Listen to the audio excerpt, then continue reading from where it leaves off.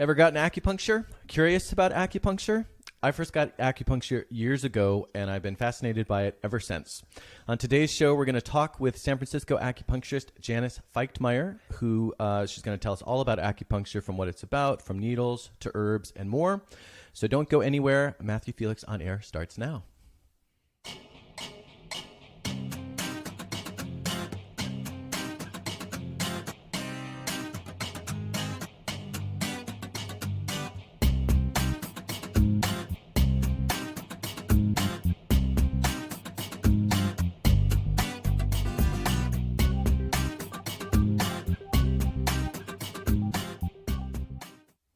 Welcome to Matthew Felix on Air, people who create, people who make a difference, coming to you from WordSpace Studios in San Francisco, California.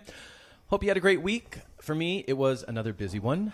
In addition to clips from last week's show with New York Times bestselling mystery writer Cara Black, I uploaded video excerpts from my talk in December with NPR's storyteller Doug Cordell. And as I announced last week, I created a new YouTube channel for Matthew Felix on Air. I already had one for me, just my author channel, but I created one specifically for the show so that I could upload just clips from each show, 2 to 5 minute clips related to specific questions or specific topics that we covered over the course of our conversation. And of course, I'm still uploading the entire episodes for people who want to watch the entire hour, but a lot of people just want easily digested, bits and pieces. So for those people, the excerpts are out there. And to check out the show channel, you can go to YouTube and just search for Matthew Felix on Air. This week, I also continued memorizing and staging and practicing my one-man show that will be that I'll be performing as part of the Marsh Theater's Monday Night Marsh series. And I'm really excited to be part of the series and get accepted for that. I will be performing on Monday, March 11th and Monday, March 25th. And it's for performers who are working on, they're working on developing shows. So if you're going to be in San Francisco in March, please come by and see my show. Tickets are on sale now at themarsh.org, or you can buy them the night of the show, assuming that they're still available. And of course, there's no guarantee. So buy them now. Something else I should mention is that last week I released an episode of my Travelers on Travel podcast. And that podcast features archival episodes from when this show was still at the internet radio station and hadn't moved yet to Facebook Live or the other platforms that it's now on. Last week's episode featured writers Michael Shapiro and Jacqueline Yao talking about their trip to Cuba, including some of the incredible kindness that they showed some Cuban kids while they were there. So check that one out. And then this week, I'll be releasing my interview with photographer Bob Holmes. And this was a great interview. It was a lot of fun. It was very funny. And it's also in my Words and Images podcast. But I wanted to include it in Travelers on Travel as well because it has a big travel component. And just some of the things I talked about with Bob. He worked with the Queen of England, so we talked about that experience. He was friends with Ansel Adams, so we talked about that friendship. And we also talked about his escape from Himalayan captors. So like I said, it's a really great episode, very much worth checking out. So please do. Last thing before we start today's show is next week it's going to be all about jazz. And a few months ago, I was on a panel for Bay Area travel writers at a jazz club south of the city. And the owner gave this talk about jazz and about his establishment and about the history of jazz and the state of jazz today and all that kind of stuff. And the whole time he was talking, I was just fascinated. And I thought, I really want to have him on my show. And so I reached out to him this week, and he's available next week. So that is Pascal Bocard. I'm not sure how you pronounce the last name, Thiem.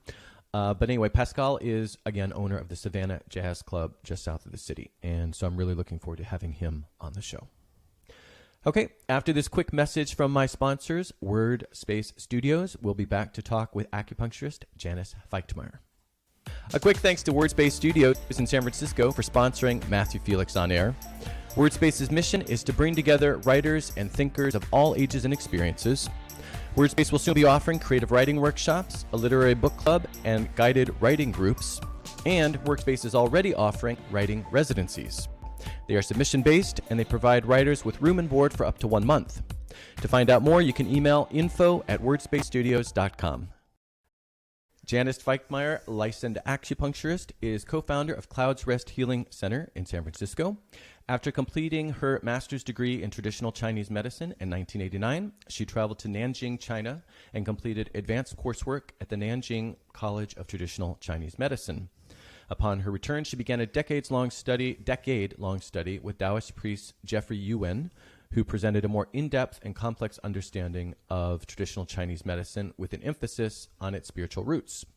Janis has also studied the use of Western supplements and diet and integrates findings in the field of functional medicine, which is using food and supplements to help balance different organ systems, into her practice.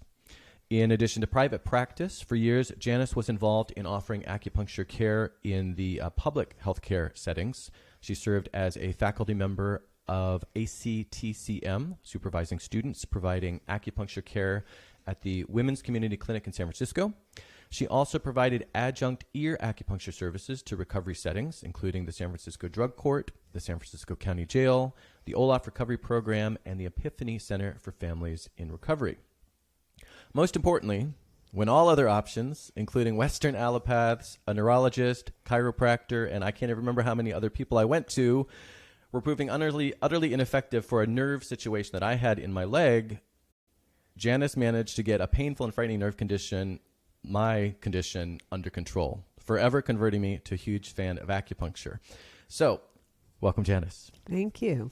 I forgot that. You forgot that? That's how it all began. Yeah, right. I have been a diehard acupuncture supporter and converter, and anytime somebody has an ailment that they're struggling with, I'm like, you got to try acupuncture. Ever since then. Normally people choose it as a last resort. It's interesting. They choose that. Well, and that's how I chose it, right? Yeah, you know, like I said, I had gone through everything else, and I had heard of acupuncture, but it was just this thing that was sort of out there. I didn't know that I knew anyone who had it. And then, you know, a friend who was one of your patients said, you should try acupuncture. And I thought, okay, at this point, you know, what have I got to lose? Yeah. And it just blew me away. It just blew me away. Well, maybe I'll just tell that story just really quickly too, just to give people an idea of why, because now that I've almost told this story, maybe I'll just tell the story. So I had something was going on with my leg. There was a nerve. It's kind of like, what's the most common one? Neuropathy? No, not neuropathy. Sciatica. Oh. It was sort of like a sciatica sort of thing. And it was just getting worse and worse. And I had these stinging pains, and I had this, it felt like cold water was running down my leg. And sometimes it felt like someone was putting a cigarette out in my leg. I mean, it was just really painful. And it was getting hard. The leg was actually getting hard. And like I said, I went to allopaths, which are just, you know, Western medicine, Western doctors. I went to chiropractors. I went to lots of different modalities, basically. And nothing was working. And I went to you, and you said, and this is one of the things that really sold me, you said, well, I don't know if I can help you, but we'll try. And I just thought, just that humility and just that, you know, out from the get-go saying, I'm not professing to have all the answers here. I'm not professing that acupuncture is going to be what you need, but let's try. Mm-hmm. And then I walked out of that session, and it felt, not exaggerating, and I know I told you this at the time, but it's been however many years it's been, it felt as if someone had taken a chisel to my leg, and all these pieces were moving around in it. And I was, like I said, I was just blown away. And then I think we did treatment for that for 6 to 9 months, and it's completely under control. And sometimes I can do things to aggravate it again, but, you know, and then of course I've gone to you for lots of other things since then. But that was the thing, it just blew me away. Yeah. Okay. So, but let's not assume that people know what acupuncture is. Again, I'm sure that everyone has heard of it, but I'm just going to throw out a quick definition just from Merriam-Webster, and then I'm going to see if you have anything to add. So the definition that I found here is Merriam-Webster defines acupuncture as, quote, an originally Chinese practice of inserting fine needles through the skin at specific points, especially to cure disease or relieve pain. So like I said, anything to add? That's it. That's it. Oh, my. Well, the Chinese way of looking at it is that it's moving qi. Qi would be energy, right? And the energy is pulling along all of the nourishment in the body. So we would call that blood. So it's qi and blood that's being moved through the system. So somehow, and we don't really know how it works, but by putting a needle in someone, that it stimulates this kind of movement. So, yeah. So Okay. moving qi and blood to create homeostasis or balance in the system. Okay, and we're going to talk more about that. And the one thing I just realized I didn't say yet is that you're going to take questions. If anyone has questions at the end, so you might already have questions about acupuncture, in which case start thinking about them now. Or if we talk about something that you have questions about over the course of the conversation, then jot them down and we will see if anyone has questions at the end. So I just wanted to mention that. Something I learned, again, in looking at the definition and preparing for today, it said in Wikipedia, it said there's a diverse range of acupuncture theories based on different philosophies, and techniques vary depending on the country. I didn't realize that. So it's there's not, and what we know in the States, I think, is primarily from Chinese medicine. But it is, but it's also modulated for the Western patient, because in China, while I was there, I got to be very heavy-handed, very strong stimulation. That's what people in China wanted. And I got all these very thick needles. I got great price on needles, so it's like, oh, I'll bring all these needles home. And I got home, it's like, oh, nobody wants to be treated with these needles. They were just too big. Because really, I think we don't require that kind of stimulation to get the movement of qi. And Japanese style is very, very, very gentle, very subtle, yet still very effective. So that's interesting that it needs. It's like, I'm thinking here of fast food, right? We always hear McDonald's in China versus McDonald's in France versus McDonald's here. They have to tailor it to the local culture. That's right. And I never even would have thought of that applying to acupuncture, that we Americans, for example, have certain sensitivities or sensibilities or just weird or just different needs or interesting. I never even would have thought of that. Yeah. I mean, there are still practitioners, Chinese practitioners here in the city that you can go to for a very strong, that traditional way of treating with the Chinese, way of doing it, a very strong stimulation. But my patients are not wanting that. And we must give them what they want, as long as it's effective. As long as it's effective. Okay. Yeah. One thing I want to do really quickly before we go too deep also is I want to talk a little bit about the history. And this is, I'm just going to jump to Wikipedia because it's 2,000 years old. So we're not going to try to do an exhaustive history of acupuncture, but there were just a few things that I found that were interesting. And first of all, the fact being that it's 2,000 years old, I knew it was really old. But I'm just going to run through a few things here to sort of contextualize the rest of the conversation. So again, this is per Wikipedia. Acupuncture is one of the oldest practices of traditional Chinese medicine. Most historians believe the practice began in China. Acupuncture is believed to have originated around 100 BC, around the time the Yellow Emperor's Classic of Internal Medicine was published, and that's a medical book. Acupuncture fluctuated in popularity in China due to changes in the country's political leadership and the preferential use of rationalism or Western medicine. By the end of the Song dynasty, so that's 1279, acupuncture had lost much of its status in China. It became rarer in the following centuries. By the 18th century, speeding up quite a bit, scientific rationality was becoming more popular than traditional beliefs.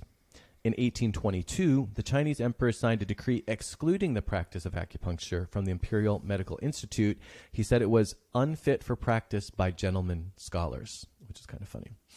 It was restored for a time, acupuncture, but then it was banned again in 1929 in favor of science-based Western medicine. Although acupuncture declined in China during that time, it was growing in popularity in other countries, which is interesting. Acupuncture first spread to Korea in the 6th century AD, then to Japan through medical missionaries, and then to Europe, beginning with France. France was an early adopter among the West due to the influence of Jesuit missionaries who brought the practice to French clinics in the 16th century. By the 19th century, acupuncture had become commonplace in many areas of the world. Americans and Britons began showing interest in acupuncture in the early 19th century, but interest waned by mid-century. In China, going back to China, the popularity of acupuncture rebounded in 1949 when Mao Zedong took power and sought to unite China behind traditional cultural values. It was also during this time that many Eastern medical practices were consolidated under the term traditional Chinese medicine. Acupuncture research organizations were founded in the 1950s, and acupuncture services became available in modern hospitals. And this is still in China. Meanwhile, back in the USA, the U.S. Congress created the Office of Alternative Medicine in 1992, and the National Institutes of Health, or NIH, declared support for acupuncture for some conditions in November of 1997. In 1999, the National Center for Complementary and Alternative Medicine was created within the NIH. Acupuncture became the most popular alternative medicine in the U.S. So a couple reasons I wanted to go through all that. Again, one, just for context. But two, I thought it was really interesting that acupuncture hasn't always been accepted in China. Because it's come and gone, it's come and gone out of favor depending on who was in power and depending on other alternatives presented at the time. So that was one thing that was interesting, because I would have just always assumed that's part of their culture and it's something that they've always treasured. And it sounds like it's kind of come and gone. But then the other thing that surprised me was that its use in the West goes back way further than I expected. I was assuming this was a relatively recent arrival, but they're saying it came to France, I think, what did I say, the 1600s or the 16th century, something. So anyway, I just thought that was really interesting. Any thoughts on any of that? Did it? Well, I know that during the Cultural Revolution, that they needed more doctors out in the countrysides, and this whole idea of the barefoot doctor who used the traditional methods because they didn't have any other way to treat people, and so that really more brought the traditional ways back into being. But traditionally also it wasn't a consolidated one way to treat everyone. It was almost like a lineage of each family, focusing on a particular thing. There were these kind of, so-and-so, was good at treating eyes. And so you'd go and that father would pass down to the children the techniques and the knowledge. So it had all of these assorted branches to it, and was diffuse. And after I think it was either as a result or in the context of the Cultural Revolution that they did then formulate this one systematized medicine, which we call traditional Chinese medicine. Yeah. So if you were wanting to go and find some of these more lineages, you wouldn't go to mainland China at this point. You would still find those in Taiwan. Interesting. Yeah. So at this point, you mean today? Today. Yeah. Oh, okay. Yeah, interesting. Very interesting. And today, as I understand it, if you wanted to, and this is all actually still after the Cultural Revolution, that if you wanted to practice if you wanted to practice Western medicine, you also needed to do Chinese medicine at the same time. Oh, you had to have a foundation in both. Yeah.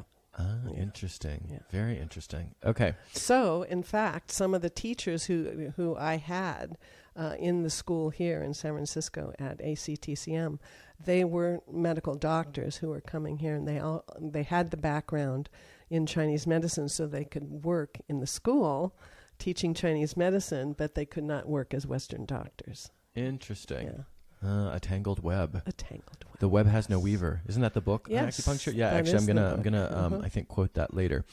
All right. So you've mentioned a couple times that you went to China, and you just mentioned going to school here in San Francisco. But let's take a step back. We've just talked a little bit about the big picture of acupuncture's history. Let's talk about Janis's personal acupuncture history. So, why and when did you decide to become an acupuncturist?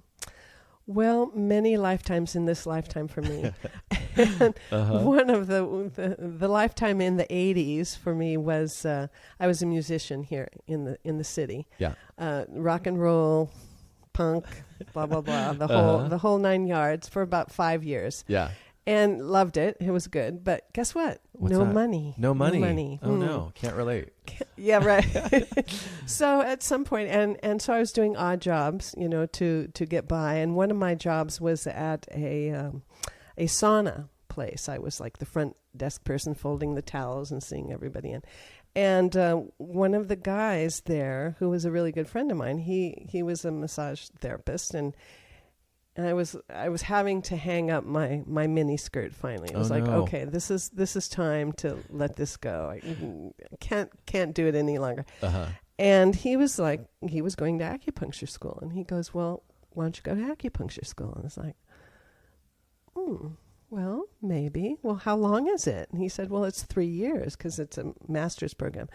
3 years. Oh my God. And it's like, He goes, what else are you going to do for the next 3 years? I was like, well, you do have a point. Nothing else going on. Nothing else going on. Uh-huh. But I had experience using acupuncture myself. I mean, I was telling you earlier the story of having this spinet piano that I attempted to move from one end of my long San Francisco apartment to the back, and pulled my back out. It, stopped in the middle of the hall. This piano was stuck for days in the middle of the hall because I couldn't push it anymore. Uh-huh. But I hurt myself, and I couldn't move, and I was just laid up for a number of days. And a friend finally came over and said, "I'm taking you to my acupuncturist." And I was like, "Okay, whatever. I'm desperate, right? Yeah. Sure."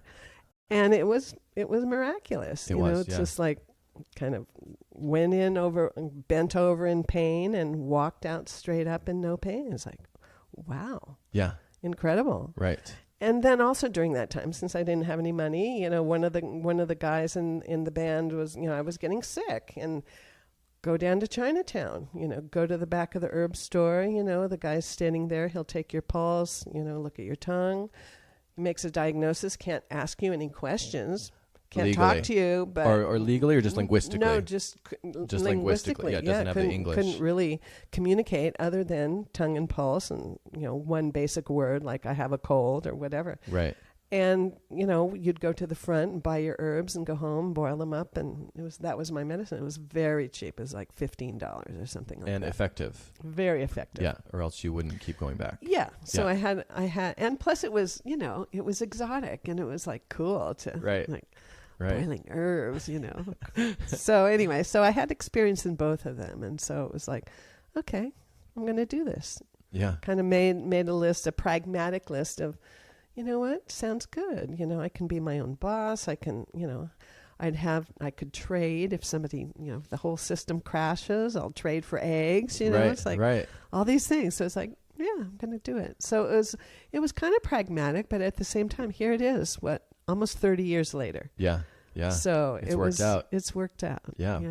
So you went to school here in San Francisco for that. Yeah. And then what was the program like?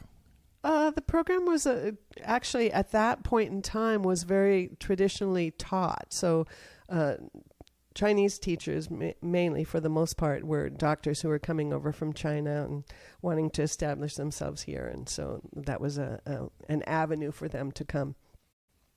And it was the first year was just like rote memorization. That's the traditional way of teaching over there. So and what are you memorizing? Theory. Mm-hmm. Theory, yeah. And then you got into clinic, and so then you had both exposure to just observing in clinic towards the end of your first year, and then starting to actually work in the clinic yourself, treat patients. And by the third year, you're pretty independent in seeing patients, yeah. By the third year. The third year, yeah. And you said this is a master's program, so you'd already done undergraduate? Yeah, I had to take a lot of undergraduate classes to be able to do this as well. Yeah. Interesting. Yeah. Okay. So you get your master's degree, and then but then you go to China immediately? I did. What was the China? Yeah, tell us about China. Well, there are a lot of different programs that you can hook into. Pretty much they're after you've graduated, because the studies are so intensive here, so you don't want to do it while you're here. But so there are programs that you can go and then practice in a hospital there, or you're practicing under the supervision of Chinese doctors and that sort of thing. So I did that for 3 months in Nanjing. Mm-hmm. And what was it like outside of the school? Just a quick little travel sort of insight into your travels. Because you're in school, but what was the experience in China? Because this was a while ago. Yes, well, it was a difficult time in China. It was 1990, so it was right after Tiananmen Square, and so they were keeping an eye on foreigners quite strongly. So you were observed, shall we say?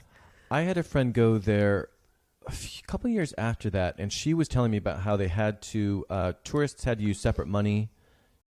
There was do you remember that? That there was a real big separation. Maybe she was there before that. They had to I think they had, I'm trying to remember. I only remember using Chinese just money. the normal Chinese currency. Yeah.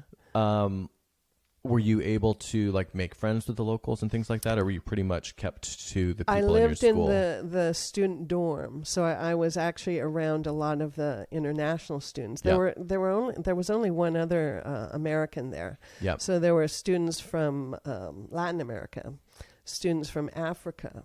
You know, it was really quite interesting. These were students who were supported by the Chinese government to come and learn the medicine so that they could go back to places that, you know, could not really afford to, you know, invest strongly in Western medicine and instead use a cheaper kind of medicine. So they were there to learn the medicine.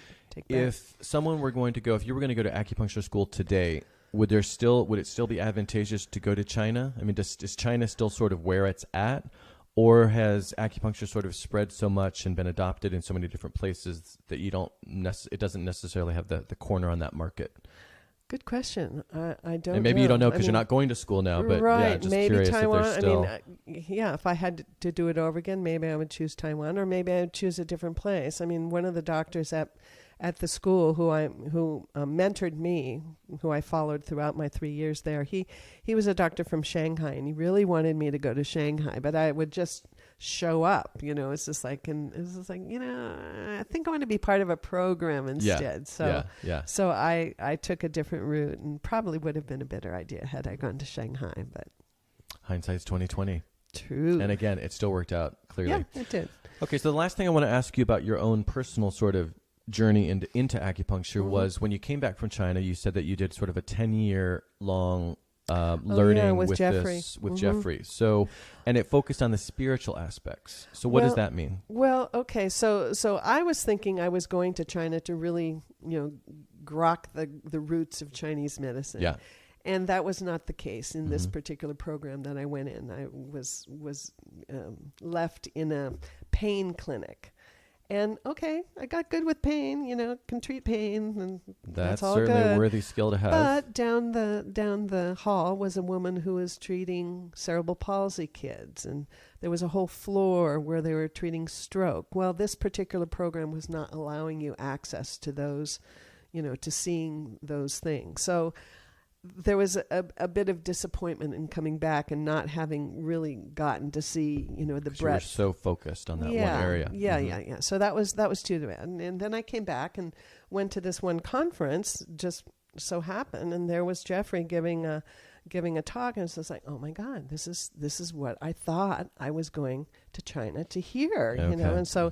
Yeah, he actually came from just this incredible long lineage, 22nd or 23rd, I can't remember, lineage, you know, kind of this Daoist practice. And so the Taoism is the root of Chinese medicine. It's you know, the Tao, which is, you know, the yin and the yang of it all. And so it's, you know, it kind of takes that back to the basic roots. And so he was teaching from more esoteric texts and getting into certain of the channel systems that were kind of glossed over in the schools. And so he was talking about the low channels and the divergent channels and all these extra things that really had not been delved into during my studies in the school. I mean, there was just not enough time, really. Yeah. And so you just spent the next 10 years then going deeper, basically, and deeper and broader. It sounds like both. Exactly. Yeah. Exactly. So we're constantly learning. Education continues, right? Yeah. Exactly. Okay, so thank you for all that. So let's change gears here, and we are going to try to talk about how and why acupuncture works. But before we do that, because that's a big one, I have some more stats. Because again, I like to contextualize things here a little bit. And so a couple stats about acupuncture, general statistics here. According to Wikipedia, in the United Kingdom, a total of 4 million acupuncture treatments were administered in 2009. So some of these stats from Wikipedia are a little old, but still just to give us an idea. An estimated, and this again, a quote from Wikipedia, an estimated 1 in 10 adults in Australia used acupuncture in 2004. Less than 1% of the U.S. population reported having used acupuncture in the early 90s, but by the early 2010s, more than 14 million Americans reported having used acupuncture as part of their health care. So massive change there, obviously. In the United States, acupuncture is increasingly, as of 2014, used at academic medical centers and is usually offered through camp centers or anesthesia and pain management services. Examples include Harvard, Stanford, Johns Hopkins, and UCLA. So it's clearly, acupuncture is clearly becoming more and more accepted in the medical community, although we're going to talk a little bit about resistance from the sort of scientific community in a bit, because that's also interesting. But so how does it work? It's magic. Okay. It's magic. Right. There is no real, clear understanding of how it works. There was the gate theory of, stimulating the pain receptor things and all of this. I mean, there's one theory after another, but there's really no Western explanation for how it works. I mean, it releases endorphins when you stimulate the needle. Is that the basis for it? Doesn't seem to be, because it's not just pain relief. It's doing a lot more than that. Yeah, it's doing a lot more than that. So I don't know. The homeostasis aspect of it seems to make sense. I mean, it's from the traditional point of view, you're trying to balance yang and yin. Mm-hmm. This is the Tao, which is the meeting, the coming together of yang and yin. And yang would be the warming, moving side of the balance. Yin is the calming, quieting, nourishing, cooling side of the balance. So it's really a continuum. And so yang is on one end of the spectrum, one end of the continuum, yin is on the other. And so you're whenever you're doing your diagnosis, you're trying to determine where the person is in terms of the imbalance between those two. Right. So it's a teeter-totter. Are you too yang, or are you too yin, or are you too, don't have enough of either, or, it's all of these. But trying to get to a balance. Yeah, so you're trying to get to a balance. And so that's when some people will lie on the table during the treatment. At the end, it's like, well, how do you feel? It's like, or did you fall asleep? Sometimes someone will fall asleep. Well, that's the yin really being strengthening. They are really needing to work on strengthening their yin. So the needles take you to that place of deep relaxation. When you're really balanced, you feel a deep relaxation and a state of awareness at the same time. So the awareness is the yang side, the relaxation is the yin side. So that's the description for me of that place of balance, of homeostasis. Right. And another angle here that I think you said earlier, but the idea also is that a form this imbalance can take is a blockage of this energy that's right. And so if something's blocked, then it's creating this imbalance. Yeah, and that's correct. And part of it because it's like there are 12 regular channels, and so it's like a big racetrack. That's how I describe it. And every 2 hours, the energy is moving more strongly through one of those channels. Oh, really? And so say you have a pain somewhere or a blockage. Say your digestion is upset or something. There's a blockage in the digestion. So there's some blockage in the digestive aspect of that system racetrack. And so the needles then are unblocking. And so there's the traditional saying, pain is blockage. So anytime you have pain, we know that you have some sort of a blockage. Right. And so the needles then, you're trying to disperse or dissolve away that energetic blockage in order to relieve pain. And so, you'll put needles in, and sometimes people will feel strongly a point where there's no needle. Well, how do you explain that? Well, I explain it that it's some blockage along that channel system, because you're creating movement, and they traditionally use the descriptives of water. There's the water, the river, or the stream, or so the well. So you're getting movement as if it were water to then dissolve away the sandbars along this river system. Sure. And then everything's opened up, everything's balanced, and that's when you sink into that nice relaxed state. And along those lines of you just talked about, someone feeling something where there's not a pin, for example, or a needle. I remember that one of the things is I have two questions at one time, I guess, here. So when you're talking about these 12 rings or channels, are we talking about meridians? Yes. Or is that something? Okay, so those are also called meridians. Correct. And I remember that when you would treat me for a particular organ or whatever, that sometimes, even if it were for an organ in my abdomen, that there would be a point down on my foot for that. Right. And so I think that's a really good illustration of just how the idea being that it is this continuum along these meridians, and how you might be putting something in a needle in somebody's big toe for their liver or for their bladder or whatever That's right. the organ might be, which is really interesting. Yeah. Okay, so let's say, well, first of all, what are some of the most common reasons? We've talked about pain, but there are so many other things that people come to you, or acupuncturists just in general, for. So what are some other examples of why someone might come to you? Well, the gynecological issues are actually well treated with Chinese medicine. So that's a big area. Like cramping or period, regulating the period, cramping, all that sort of thing. Yep. And then into menopause, you're talking about menopausal symptoms, so it can be very helpful with that. Anxiety, very good for that. Insomnia, what else? Digestive issues. Right. I mean, it's for me personally, I don't have a specialty. I don't specialize in anything. I mean, so it's a general practice. Well, that's what I was going to say. Isn't it kind of anything and every? I mean, any ailment. I would go to you for any ailment. I think, other than like maybe if I needed chemotherapy or something, for cancer or something. I mean, I would still go to you for cancer for part of the treatment, not for the entire treatment necessarily. But I pretty much would go to an acupuncturist for any ailment. Yeah. I think. You would. And even in cancer therapy, if you're doing chemotherapy, the acupuncture is a great adjunct for that. Not to get sick or... Well, to modify, to calm down the side effects of the heavy-duty drugs. Right. Yeah. Okay, so I show up at let's say that I have...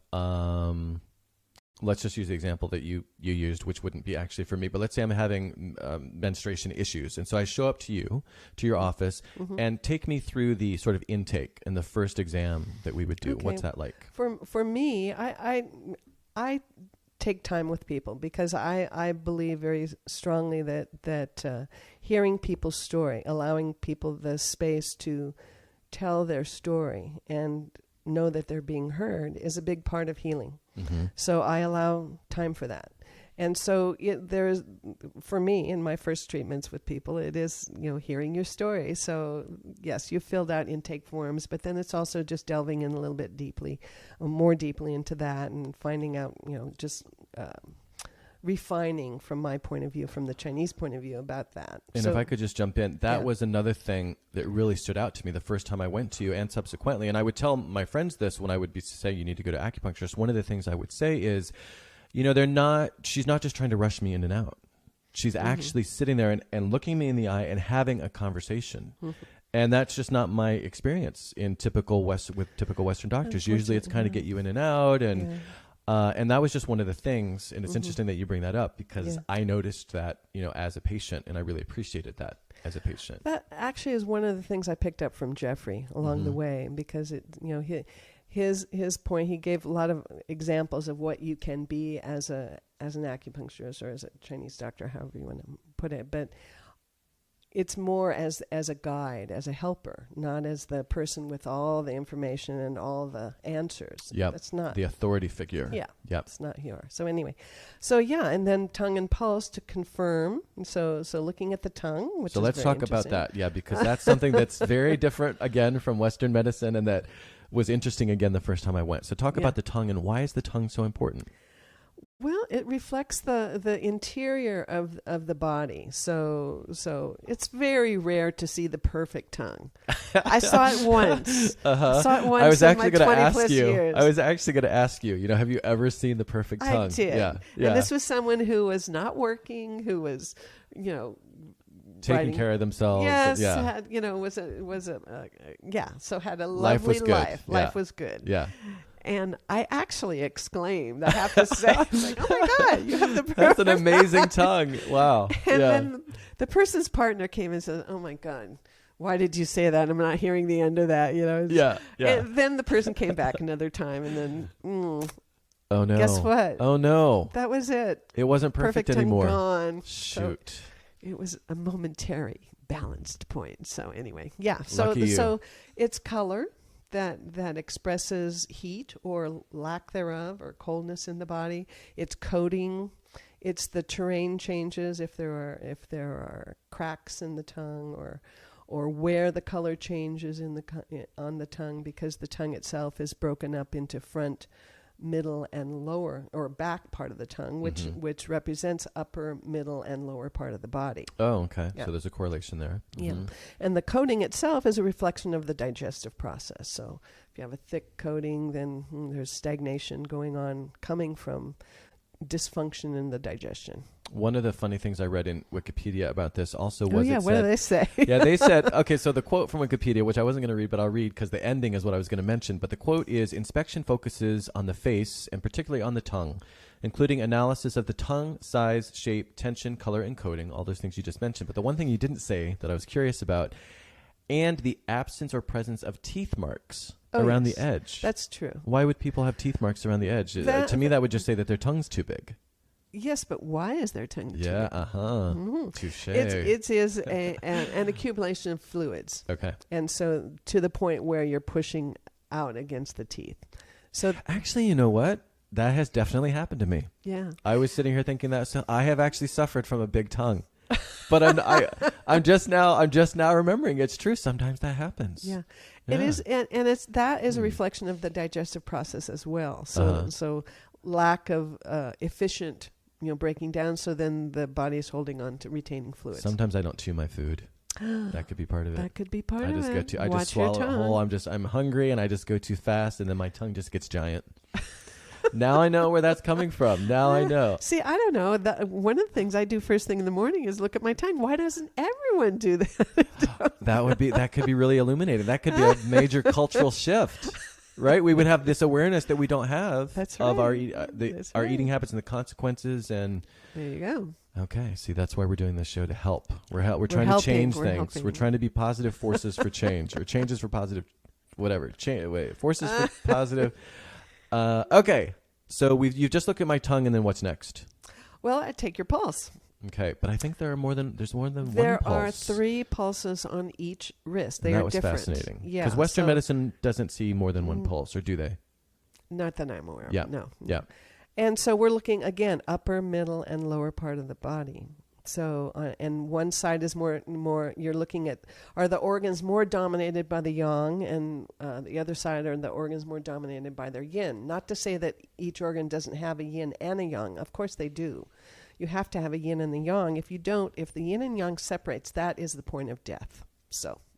Okay, wait, sorry. Tell me a little bit. Tell me a little bit more about that. Well, because yang is the energetic aspect of things, and yin is the material base for that energy. Okay, so that's why you're saying. I kind of like to describe it as the yin is your wood pile, and the yang is the fire. Okay.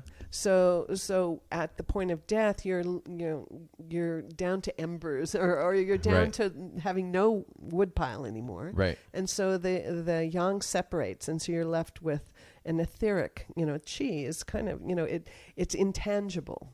It's an energy, right? Versus having a material body anymore. Let's talk really quickly. This is a quick tangent. Yeah. Qi.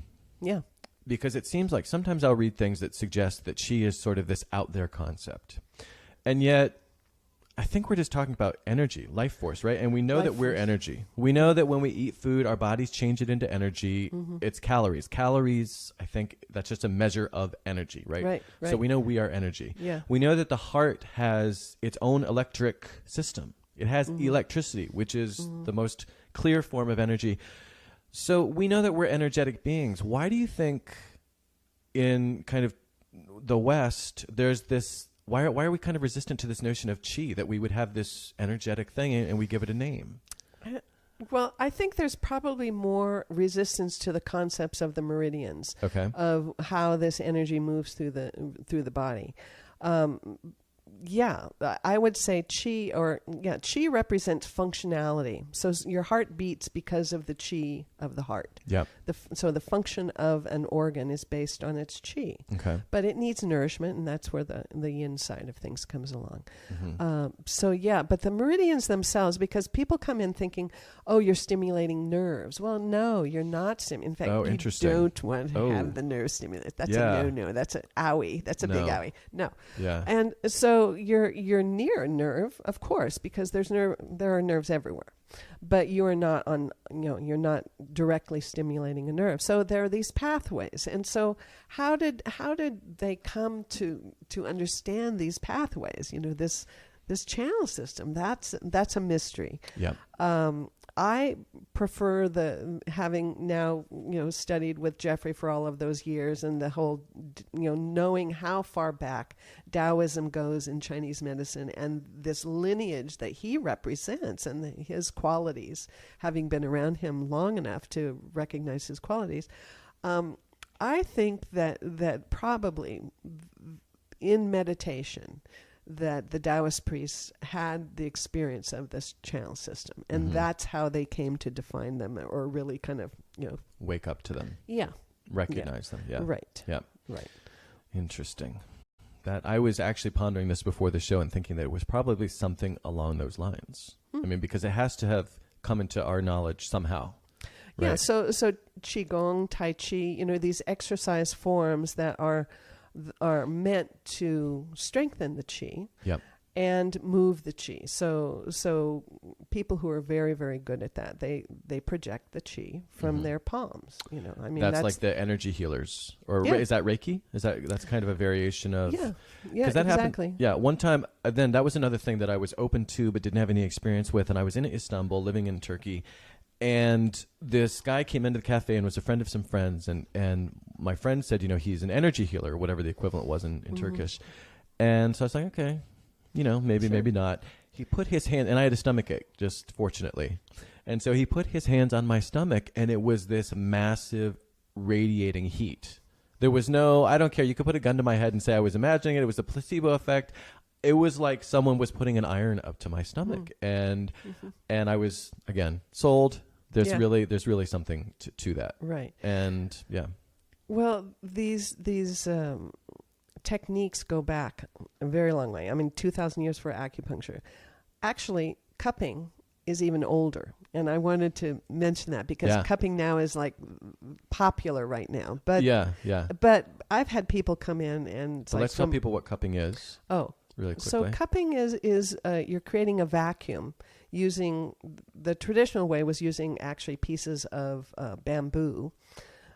And so, you would create a vacuum and put it on the body to pull, to create movement, up and out. So it particularly works well when you have pain, so you're releasing the qi and blood from a place that is blocked. And again, that's what I was going to say. It's this idea of blockage. So we've got to get things moving, and that sucking effect can hopefully get things moving. Exactly. And this is one thing that I've seen some of this on Instagram and just in the news. You sometimes see that celebrities, like you said, it's kind of in vogue right now, and they'll show their picture of their back, and it's covered with those circles, and that's what cupping is. That's what cupping is. Yeah. Although that's stationary cupping. I personally like to do a moving cup on the back in particular, because you put down some sort of lubricant. I use lotion, right? You use one cup only, and then you're just moving the cup along the surface of the body, and it's not leaving a mark. It can leave a mark, and the marks are showing the stagnation in an area. So think of it as many you've got some sort of a blockage, whether your muscles are really tight from repetitive motion or whatever. You do the same action all the time, and so the muscles get tight there. Well, the then you've got microcapillaries forming in that area to feed. And to create more blockage, right? So the cups, when you do a cup, either moving or stationary, if you get those purple blockages or the purple marks coming up, you're actually that is these little capillaries being broken and the blood coming up to the surface. It's not that you bleed. I was just going to say, you don't actually bleed. No. Yeah. You don't have blood coming out of the surface. Right. But it's a bruising, say. But the saying is you have to move the old blood out before new blood can move in. So healing and nourishing blood can get to an area. So someone comes in fact, I just had this happen not so long ago.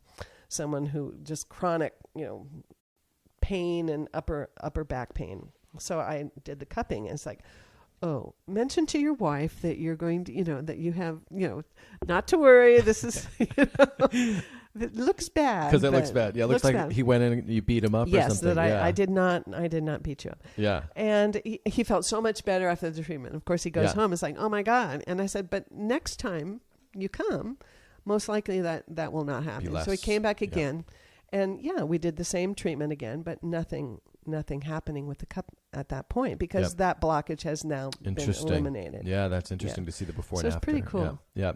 And you said that's as old or older than acupuncture. It is. Okay. It is. So people would come in from different cultures like Latin America or the Middle East, or it made me think of it when you were talking about your trip to and saying, oh yes, my grandmother would do this, or so-and-so would use this technique. So it's, it's been around a long time. That happens so often, right? Is that something that we associate with a particular culture or time, and then you find out it's actually been happening. Yeah. Other cultures figured it out too, and they call it something different. They do it slightly differently, or not figured out too, but it passed along the trade routes. Yeah, way back in the day. Right.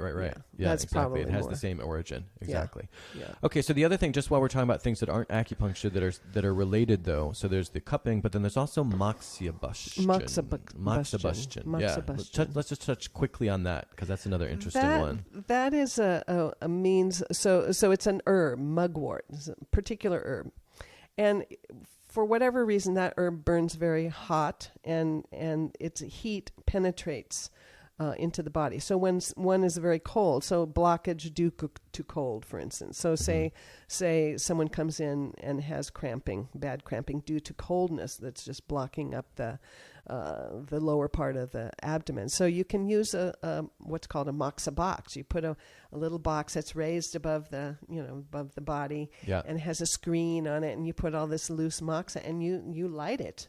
Mm-hmm. And so you're burning this mugwort, and the heat penetrates into the body. So it's a means to warm the body. Mm-hmm. So it can be used loose like that, or in a moxa stick, where you would, like a wand, you would kind of light it and then kind of hold it above a point that you're trying to heat. But basically, it's just because of the way it burns, it gets better or something? It's a penetrating heat. Yeah. Okay. All right. Speaking of penetration, a specific kind of penetration. Okay. This show is about to get even more exciting. Needles. We're going to talk about needles. Okay. That's the kind of penetration I'm talking about, because that is the thing that everyone obviously associates acupuncture with, you know. Right. How do you know where to put them? Well, that's a study. That's the going to school and following, but it is also palpation. So there are trajectories along, or this 12-channel system, and so you're learning where the points are. Yeah. They tend to follow the terrain, of the body. So little eddies around the ankle, kind of these places where the energy would gather, something like that would be a way to kind of describe that. But they're the prescribed points. And I'm guessing, though, that with over time and experience, though, you start to get, in addition to, you've got the academic, knowledge from your training and your practice, but then I'm guessing that your experience comes in and you start to get a feel for which points work for. I mean, there must be an element of that as well. Sure. Yeah. Sure. Do we know how many points there are? Oh gosh, I can't remember off the top of your head. I didn't look that up. 360 something on the 12-channel system. A lot on the ear, 90-something points on, or maybe more. I can't remember now. It's been too long. Okay. And then there are extra points, and there are this group of points called ashi points. And those are, where there's pain, there's a point. And so even if it's not on the channel system, that's considered a point. If you're having pain somewhere where it's away from a channel system, well, that's a point. Yeah. So what are some of the more bizarre points? Are there any that would be surprising? There are bizarre points. The first point on the bladder channel is on the inner canthus of the eye. So inside, Oh. Ooh. Yeah, because I know the forehead. I loved it when you do this. The third eye it just point. feels so, Sure. And it does. That's it an really extra point. opens you up. Mm-hmm. So that's the one I was thinking. But on the inside of the eye, that's intense. That's frightening. Yeah. So, which brings me to another question, which is, By the way, I don't do that point. Well, that's why I was, again, a variation on the question. Yeah. Is there, particularly in the beginning, you must have been nervous about putting needles into people. I mean, how? You practice on yourself first. Oh, you practice on yourself. Yeah. Uh-huh. Yeah. Okay. And so that really helps you get beyond it because you Sure. learn very quickly how it works and the level of Yeah. pain, because it's usually just like a pinprick. Right. I mean, Right. it's a literal pinprick, but I mean like a bee. It's not, Yeah. it's really not painful. That would be the way to describe usually. it. Yeah. There have been a couple of exceptions. Yeah, it can, sometimes. Yeah, it's not meant to be uncomfortable. I mean, if I had known that, probably I would have shied away from doing the whole thing. But it's rarely uncomfortable. Yeah. So those are the needles. We could talk a lot more about the needles, but what about when I first got introduced to acupuncture? One of the things that was surprising to me is that the herbs are just as important or even more important than the needles, I've heard some people say. So how do herbs fit in to acupuncture, the practice, the overall practice? And do you agree with that, or is that not necessarily... That's a particular point of view. I mean, there are some doctors, Chinese doctors, who kind of poo-poo acupuncture, actually, and are consider themselves herbalists first and acupuncture second. Interesting. I mean, I can't say for sure if you have to study all of the different branches when you're studying in China, so whether you could only do, study acupuncture, or really focus on the herbal aspect. So here, to get a license in California anyway, you study both the herbs and acupuncture. Yeah. So the herbs themselves, this is the way I would describe the use of herbs, that as, when one is low in energy, it's like acupuncture it's working on a closed system. Whatever level of energy you have in your system is what you're going to work with acupuncture. You're kind of moving the energy around, unblocking and spreading it around. Well, what if you don't have enough energy? What if you're really, really depleted? Well, that's where herbs come in my view. And traditionally they were thrown into the pot of soup, the dongui or the ginseng. You'd throw them in with the chicken soup and get it that way. And so traditionally it was used more, adjunct to diet. Yeah. Okay, interesting. I'm going to read a couple of things here. So, because first of all, herbs, the herbal side of things isn't just actually plants. There's also some things, right? Animal parts can be animal parts, which is interesting, including bugs. Things like cows' gallstones, which you never prescribed me that I recall. I'm vegetarian, maybe that was why. But also, this was an intense discovery here. It also said, this is from Wikipedia, furthermore, the classic Materia Medica Benkao Gangmu, do we know that? Anyway, some classic text from way back when describes the use of 35 traditional Chinese medicines derived from the human body, including bones, fingernail, hairs, dandruff, earwax, impurities on the teeth, feces, urine, sweat, and organs. Do you ever prescribe any of that? Ew. Yeah, I know. The good news is, but then they end that paragraph. They say the good news is most are no longer in use. Thank God. So there is an evolution here. I'd never heard of that. That's pretty intense. I had never heard of that either. Okay, good. I'm glad that you had never heard of that. No. I'm glad that was not part of your training. Although there was that one time when I was asleep and I noticed you were cutting my fingernails. Suddenly that makes so much more sense. Saving them for a rainy day. Saving them exactly for your next patient. Okay. Anyway, that was a little that is from way back when. People, fear not. If you haven't done acupuncture yet, that is not going to be part of what you go home with when you leave the office. Okay. Couple of really quick questions because we've already gone an hour, and I wanna see if anybody has any questions, please start sending them in. But a couple things before that, though, related to herbs. So you said in your full bio, which I didn't read, but your full bio, you said over the years of prescribing Chinese herbal remedies, Janis has had some patients who are not comfortable taking such remedies. Right. Why would people not be comfortable with herbs? What are their concerns? Whether they're contaminated, for one. Okay. I think that's probably the main one at this point. Interesting. At this point, yeah. And okay. Yeah, and they're broadly impact. I don't know how to even describe it. It's like herbs are combinations of, or a herbal formula is many herbs thrown into one.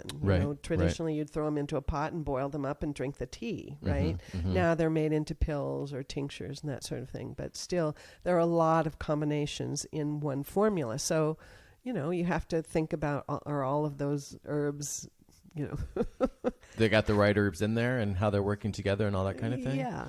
I wonder how those people feel about traditional pharmaceuticals. Because Exactly. let's talk about That's right. things we're not really sure necessarily, but Yeah, I think if you went and really dug down into the statistics on how many people have been harmed by herbs versus medications. right, and it'd be illuminating. Yeah. Okay, the last thing I wanted to ask really quickly is I had a friend in Ohio who was an acupuncturist or is an acupuncturist. He wasn't allowed to prescribe herbs. I think Is that a common thing else in other states that's okay. really, really restricted, the use of herbs? I didn't know that, but I would say that California was, I think, the first state. Maybe New York was the first, but California was one of the very, very first to legalize or have a licensure. I should say licensure acupuncturist, and it was covering both herbs and acupuncture. Now, other states, there's a national board that was established that then provided an exam for other states to use. And so a lot of the states had adopted this national board structure instead of creating their own exams and licensures. California has stuck with its own exam to this day. And so if I want to go practice in Oregon, I have to have the national license. Mm-hmm. And so now I understand the national license, they have split it off. So you can only get an acupuncture license, or you can get an herbal license. So it probably depends on the state.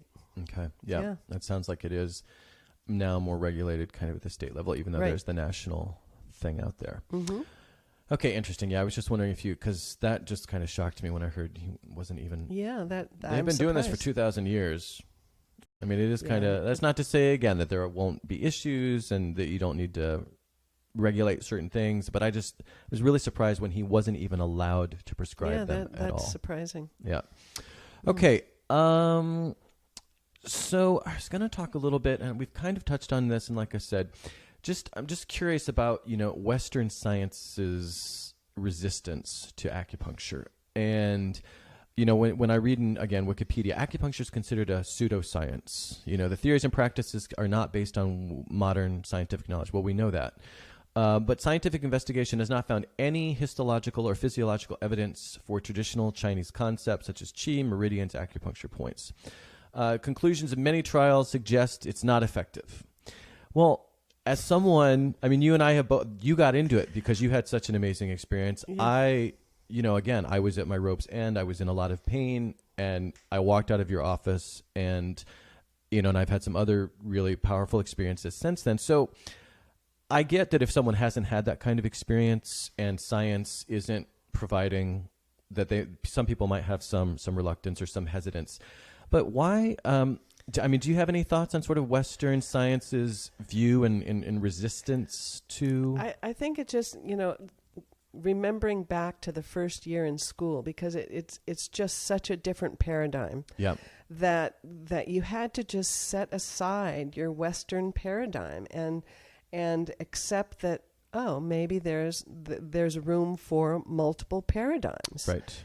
And so, in order to move forward and, I'm going to just accept this paradigm as being just as valid. Right. And so, that's the only way I can describe it. Right. Because at the same time that, you reading things like what I just read with regards to, well, it's not proven and so blah, blah. Right. But at the same time, again, as I said earlier, Harvard, Stanford, Johns Hopkins, UCLA, so all of these extremely respected institutions are adopting it and welcoming it. Kaiser, you can get it covered by your insurance. Yeah. And so it's just kind of interesting. And I think it must come down to that. Just the different, if you're looking at something just within this certain box, you can't necessarily realize, that you can still look at that same thing through this other lens, right? Mm-hmm. And that it's just as legitimate, but it's just, and one thing, going back to the web that has no weaver, which we mentioned at the beginning of the show, mm-hmm.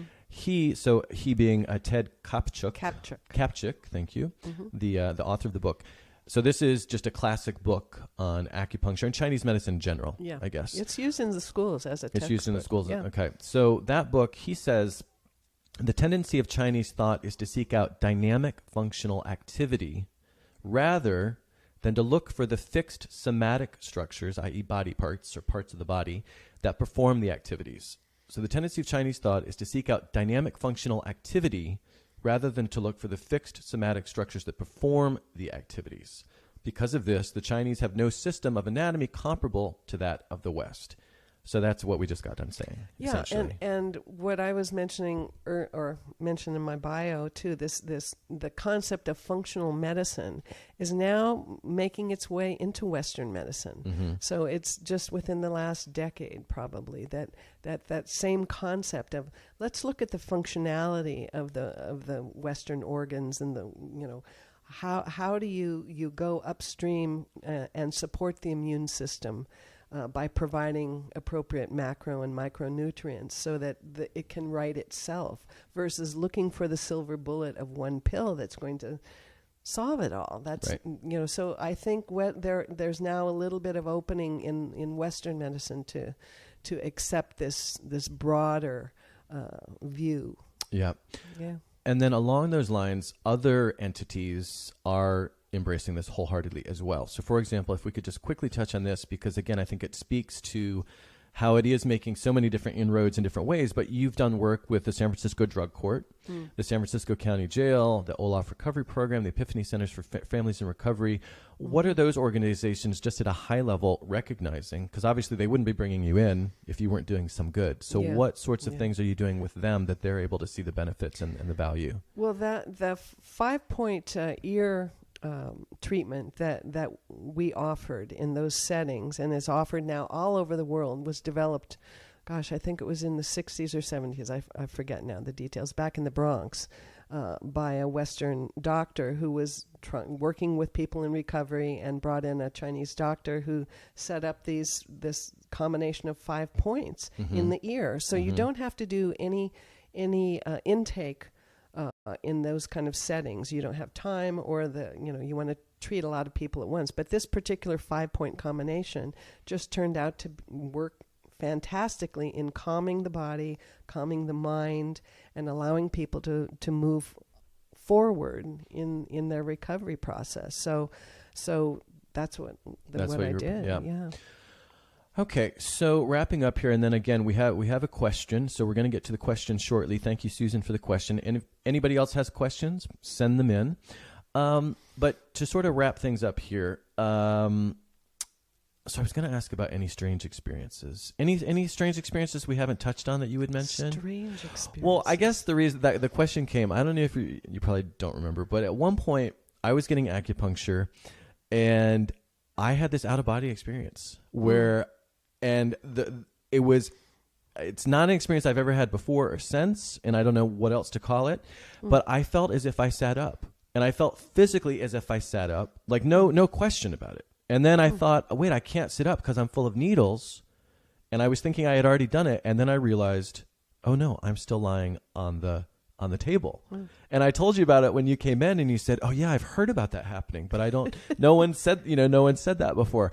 So I don't know if there are if anything comes to mind that. Well, I could describe not anything that dramatic. It was intense. But on the table myself with a little needle in my little finger, and just lying there very comfortable and very quiet and just in that deep relaxation and feeling this wave of energy flowing down the arm, and my arm just flinging this needle across the room. Really interesting. Going, yeah. What was that? But some blockage opening up, and boom. It was just so intense and so concentrated, or so whatever. Well, the points at the end of the fingers and the end of the toes are points or points you use to bring things up and out. So, okay. Yeah. I was going to say almost last question. Are there any particular areas for which you have not found acupuncture to be effective? Or is it just case by case? Tinnitus. Okay, and that's the ringing in the ear? Yeah. Interesting. And so you've repeatedly had people come to you for that? It just doesn't work, and I think it's because of the cause, now that they're determining what the cause of tinnitus is. Damage to the nerve, the base of the nerve, root itself. So you would have to root regenerate the nerve or something, which just isn't It's possible kind of, necessarily.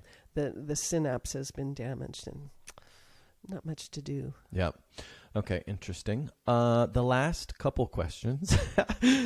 How has your practice changed over time? Because you've done this now for, what did we say, 30 years? Almost 30 years. Almost 30 years. So how has it changed? And I'm curious, is acupuncture itself changing? Or is it's been around for 2,000 years and it just kind of is what it is? Well, I think you develop your own way of practicing. And so that stays, you evolve that over time and stay within your boundaries on that, I'd say. Well, I would say herb-wise, I started out as using raw herbs and making up formulas and, having people take them home and boiling, and I let go of that. Compliance was not so great. And you mean getting people to do it? You mean people wouldn't go home and put the effort into it? Yeah. Put the effort in, and also it's, upkeep of a whole herbal pharmacy is a lot. So I moved away from that into pills and tinctures. Yep. Okay. All right. Yeah. We have a question. Yeah. So our question here is from Susan. Susan asks, what is the best way to find a good acupuncturist? And this is a great question. I was trying to get my mom one, and she was asking me this, and I was telling her things to ask, and she had to go through, I think it was her third acupuncturist that she finally was like, okay, this is someone who gets me and who is effective, and it ultimately was actually very effective. But so she says, what's the best way to find a good acupuncturist? Are there any key qualifications or questions to ask? Most people, it's a word of mouth thing. So ask your friends, who they, if they get acupuncture, who they see. That seems to be the major way that people come. Otherwise, national board, you board certified. So you can go online to the state certification in your area and find out who, they'll have a list. Yep. And so those two things, there are associations, but there are lots of associations, and they kind of break down based on the different cultural groupings of acupuncturists. So you can go through associations as well. Yep. But I would really say, ask around to your friends. And you have to keep trying. I mean, some people don't, you just do it until it fits. Right. And I think that is it, right? Someone might be a great acupuncturist or a great Western doctor or a great whatever, but I think there has to be the fit also. And also I would say try to find someone who's close. I mean, I've really discouraged people from driving across the bridge to see me. It's like that defeats the purpose. Yeah, yeah. So don't go too far. But maybe in some places you will have to go if you far. Might have to, but then you might not have to. Yeah. Okay.